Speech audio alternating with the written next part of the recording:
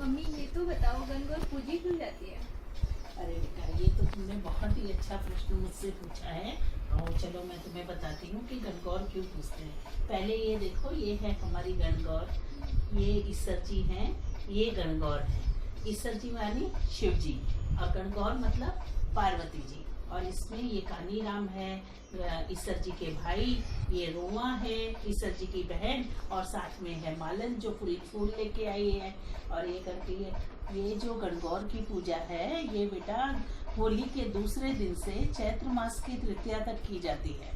इसमें कुंवारी लड़कियां शिव पार्वती जी जैसा सुहाग पाने के लिए, यानी शिव जी जैसा सुहाग पाने के लिए कुंवारी लड़कियां 16 दिन तक ये पूजा करती हैं और शिव जी को प्रसन्न करना चाहती हैं। और उसी प्रकार से जो महिलाएं हैं, शादीशुदा औरतें जो हैं, वो अपने अखंड सौभाग्य के लिए, अपने ससुराल की सुख संपन्नता के लिए ये पूजा करती हैं। और 16 दिन तक सब मिलके और अच्छा, तो ये बताओ कि गणगौर की पूजा 16 दिन तक क्यों पूजी जाती है? बाकी सारी पूजा तो एक दिन में समाप्त हो जाती है। ये भी तुमने एक अच्छी बात पूछी। ऐसे तो मैं तुम्हें बता दूं कि राजस्थान में हमारे गणगौर जो है ये एक आवश्यक वैवाहिक पूजन है।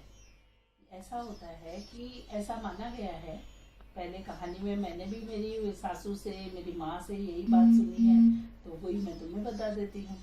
उन्होंने कहा कि होली के दूसरे दिन गवर्जा अपने पीहर आ जाती है और फिर उसके बाद में 8वें दिन, होली के 8वें दिन जब अपने बासेड़ा होता है, उस दिन ईसर जी गणगौर को लेने अपनी ससुराल आते हैं।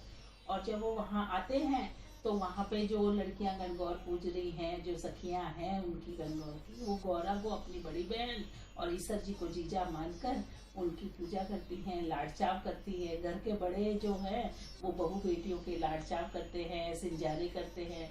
और आपस में जो सखियां हैं वो हंसी टिटोली करती हैं, एक दूसरे को कुछ ना कुछ हंसी मजाक करती हैं, जीजा की को सीठने सुनाती हैं और गोरा से मजाक करती हैं कि भाई उनके बच्चा हो रहा है, अब तो ईसर जी आए हैं। ईसर जी तो वो तुमने सुना था ना वो गीत, ईसर जी तो बीटी पैर है, गोरा भाई आंगली सवार है वो राज। वैसे वो हंसी ठिठोली करती हैं, घर में अच्छे अच्छे पकवान बनते हैं, सब बच्चे सब आपस में खूब खुशियाँ होती हैं, गीत गाए जाते हैं। इस तरीके से ये 16 दिन तक पूजा की जाती है। और फिर उसके बाद में 16वें दिन सब लोग पूजा करते हैं। कई बार ऐसा होता है कि खाली 16वें दिन भी कुछ लोग पूजा करते हैं, जिनके पास समय नहीं होता तो 16। क्या इसमें कोई स्पेशल प्रसाद है? जैसे मैंने तुम्हें बताया ना कि भैया गवर्जा अपने पीहर में है, ईसर जी आए हुए हैं और घर में रोज के रोज नए नए पकवान बन रहे हैं, प्रसाद चढ़ रहा है।